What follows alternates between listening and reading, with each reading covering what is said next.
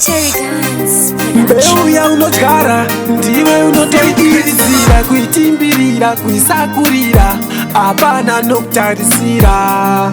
Aukati yake teni mashindini katuruturu, ndikachifunga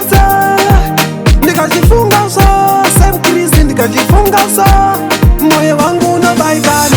Saulo kupira zawakaenda, hakuna mumwe akutipa dzidziso seyawaitipa. Iwe kupira zawakaenda, Saulo kupira zawakaenda, hakuna mumwe akutipa dzidziso seyawaipa. Iwe kupira zawakaenda. Mutanzi takasiwa pakaoma, takasiwa pakamanikana, ndianiko acharaira wana ama 2000 atinawo aya. Tichiri takamirira kutsvaka kuti ko ndianiko angakwane kutsusa baba iso. Asi kupira zvawakaenda, hakuna mumwe akutipa dzidziso seyawaitipa.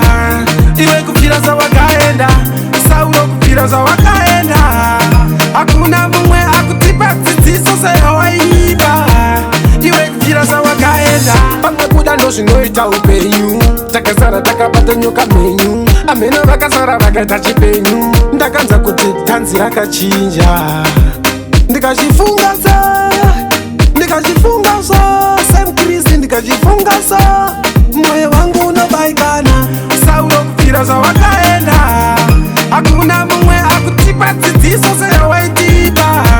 Iwe kupira zvawakaenda, Saulo kupira zvawakaenda, hakuna mumwe akutipa dzidziso seyawaipa.